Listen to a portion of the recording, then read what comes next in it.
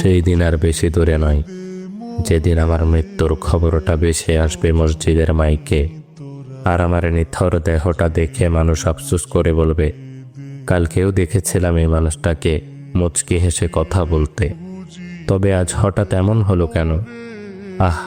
মানুষটা বড্ড ভালো ছিল। কারো কারো হয়তোবা চোখের কোণে অশ্রু জমবে, আবার কারো কারো চোখ থেকে হয়তোবা 2 ফোঁটা জলও গড়িয়ে পড়বে।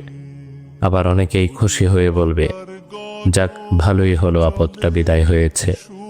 বেঁচে থাকতে কি কম জ্বালিয়েছিল? ব্যস্ততার কারণে আমার অনেক কাছের মানুষরাও হয়তোবা আমার জানাজায় উপস্থিত হতে পারবে না।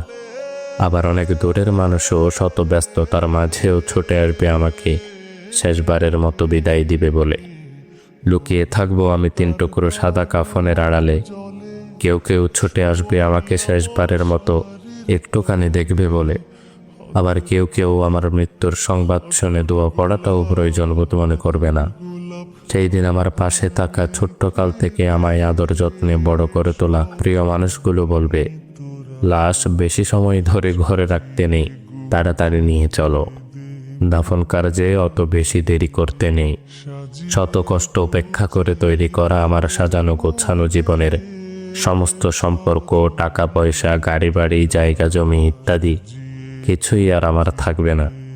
এমনকি দিন কয়েক পর হয়তোবা আমার অস্তিত্বটুকুও হারিয়ে যাবে মরুর ধূলিকণার মতো। তারপরও কেন জানি আমার অহংকার, সম্পদের লালসা, ক্ষমতার তৃষ্ণা ইত্যাদি যেন দিন দিন বেড়েই চলেছে। একদিন আমার মৃত্যু হবে, আর সব কিছুই ছেড়ে চলে যেতে হবে সেই অন্ধকার কবরে।